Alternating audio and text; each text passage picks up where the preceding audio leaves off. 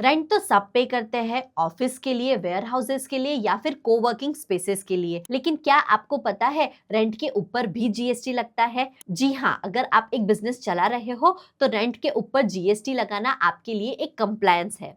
आज के इस वीडियो में हम जानेंगे इंडिया में जीएसटी और रेंट का पूरा स्ट्रक्चर।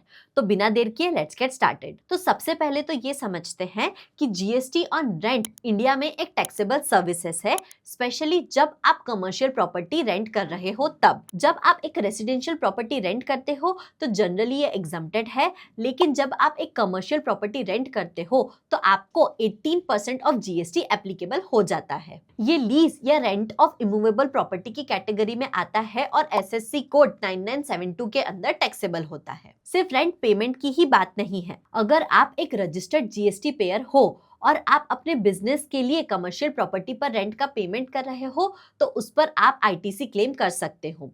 जी हाँ, आपने सही सुना। आप अपने रेंट के ऊपर के आईटीसी को अपने जीएसटी पेएबल के साथ में सेट ऑफ कर सकते हो, लेकिन आईटीसी क्लेम करने के लिए ये कुछ कंडीशंस आपने सेटिस्फाई करना मैंडेटरी है। सबसे पहले तो आपका रेंट और जीएसटी रजिस्टर्ड होना चाहिए।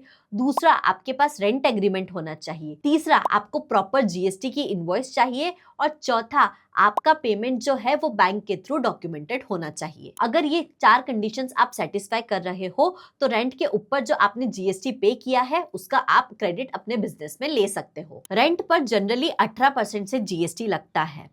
अगर आप इंटर स्टेट सप्लाई कर रहे हो तो आपको आईजीएसटी लगेगा। अगर आप विद इन स्टेट सप्लाई कर रहे हो तो आपको सीजीएसटी और एसजीएसटी लगेगा। वहीं अगर आप लग्जरी प्रॉपर्टी या फिर स्पेशल यूज स्पेसेस रेंट पे दे रहे हो तो आपके ऊपर सेस भी लग सकता है। और अगर आप लीजिंग कर रहे हो ट्रांसपोर्ट इक्विपमेंट या फिर कंटेनर्स की तो उसके ऊपर अलग एसएससी कोड्स और रेट्स अप्लाई होते हैं। अब जब आपको रेंट के ऊपर जीएसटी लगाना पड़ता है तो आपको कुछ चैलेंजेस फेस करने पड़ते हैं, जैसे हर इनवॉइस पर सही जीएसटी रेट लगना चाहिए।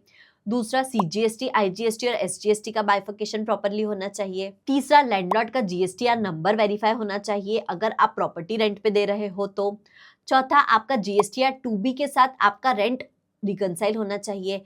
एंड पांचवा, आपको जीएसटीआर 3B में सारी इंफॉर्मेशन सही तरीके से जाए, ऐसा ध्यान में रखना चाहिए। अब ये सब अगर आप मैन्युअली करोगे तो ये काफी टाइम कंज्यूमिंग और कॉम्प्लिकेटेड हो जाता है, लेकिन अगर आप ऑटोमेशन का यूज करते हो तो ये सारी चीजें आपके लिए आपका सॉफ्टवेयर करता है। मतलब आप एक रेट सिलेक्ट कर सकते हो जो आपकी इनवॉइसेस पर एप्लीकेबल होगा। दूसरा, आपका सॉफ्टवेयर आपके लिए सीजीएसटी, एसजीएसटी और आईजीएसटी का बाइफिकेशन करके देगा।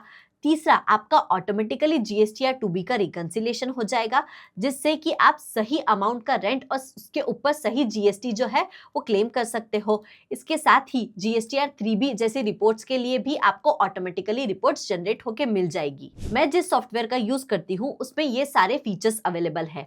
उसकी हेल्प से आप इनवॉइस तो इजीली क्रिएट कर ही सकते हो जो आपका जीएसटी रेट से लेके सीजीएसटी, एसजीएसटी और आईजीएसटी के बाइफर्केशन का ध्यान रखता है। साथ ही कुछ केसेस में ये ई इनवॉइसिंग और ई वे बिल का भी ध्यान रखता है, जो आप प्रिपेयर कर सकते हो सिर्फ कुछ सिंगल क्लिक्स में। इसके साथ ही ये आपके बुक्स के परचेज के डेटा को जीएसटीआर 2B के डेटा से रिकंसाइल करता है और जो भी मिसमैचेस है उनको फ्लैग करता है। साथ ही जीएसटीआर 1 और जीएसटीआर 3B जैसी रिपोर्ट्स बनाने में भी आपके लिए यूजफुल है।